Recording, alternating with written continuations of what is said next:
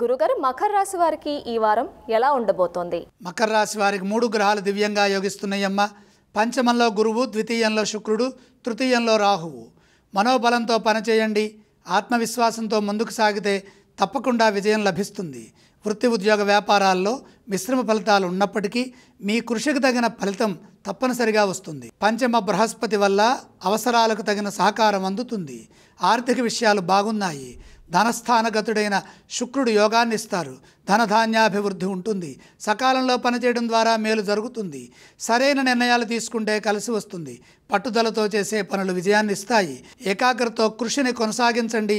కాలం మిశ్రమంగా ఉన్నప్పటికీ కూడా ముఖ్యమైన పనుల్లో ప్రతి అడుగు జాగ్రత్తగా వేస్తే సందర్భోచితమైనటువంటి ఫలితాలు మేలు చేస్తాయి. కొన్ని సందర్భాల్లో కొందరి వల్ల అపకారం జరిగే అవకాశం ఉంది కాబట్టి దగ్గర వారితో విభేదాలు రాకుండా ముఖ్యమైన కార్యక్రమాల్లో శాంతంగా సంభాషించండి.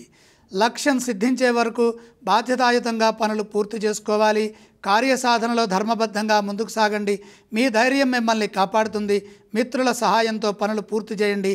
తెలియని ఆటంకాలు కొన్ని ఇబ్బంది కలిగిస్తాయి కాబట్టి పరిస్థితులను అంచనా వేస్తూ భవిష్యత్ ప్రణాళికలు సిద్ధం చేసుకోవాలి. ఈ రాశి వారు ఏ స్తోత్రాన్ని పఠిస్తే మంచిది?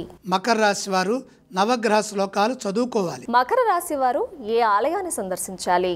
నవగ్రహాలని దర్శించండి. మకర రాశి వారు ఏ విధానం చేస్తే శుభప్రదం అంటారు? సూర్యప్రీతిగా గోధుమలు దానం చేయండి.